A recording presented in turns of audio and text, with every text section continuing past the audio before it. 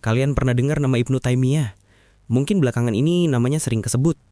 Dan seringnya namanya dikaitin sama pandangan yang keras atau kaku.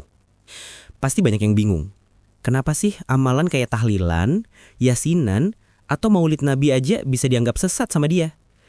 Logika brutal macam apa ini? Nah, ternyata untuk ngertiin pemikiran dia yang brutal itu, kita nggak bisa cuma lihat hari ini. Kita harus time travel dulu ke dunia yang melahirkan dia. Dunia yang, jujur aja, lagi kacau balau. Bayangin, ini abad ke-13.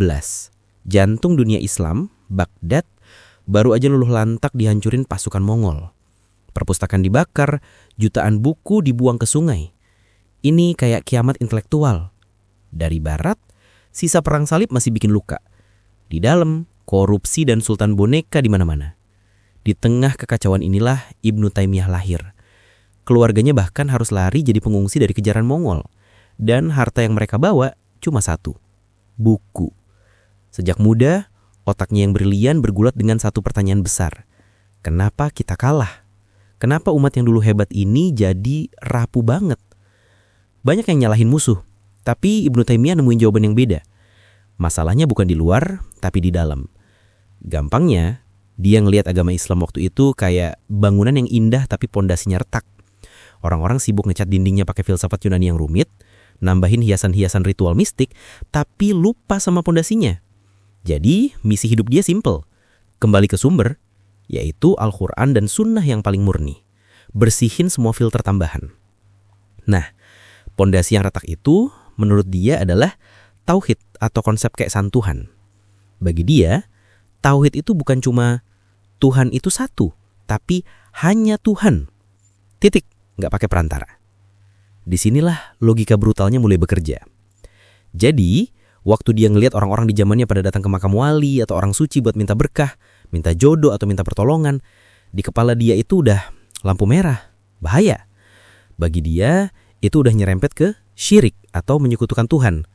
Karena minta-minta, doa, rasa takut dan harap itu harusnya langsung ke Allah, tanpa perantara.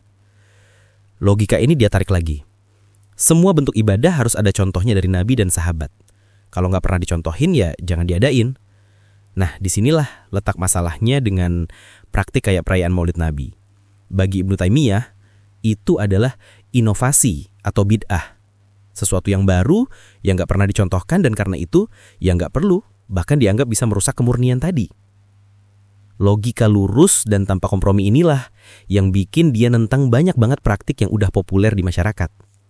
Dan dia nggak cuma nulis, dia berantem sama 3 raksasa sekaligus.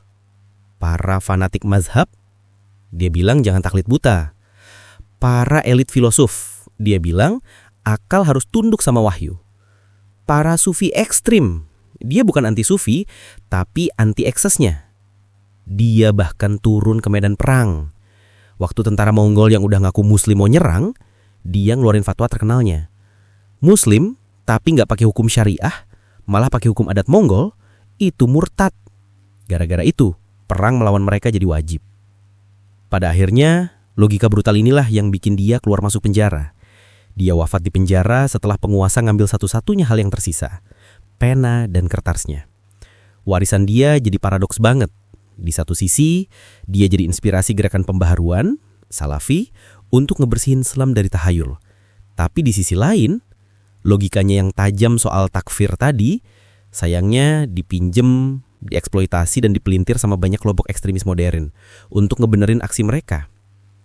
Ibnu Taimiyah, sang singa Damaskus, ninggalin kita satu pertanyaan besar yang masih relevan sampai hari ini.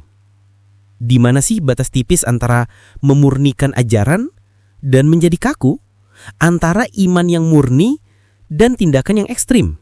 Gimana menurut kalian? Coba tulis di kolom komentar. Dan seperti biasa, terima kasih.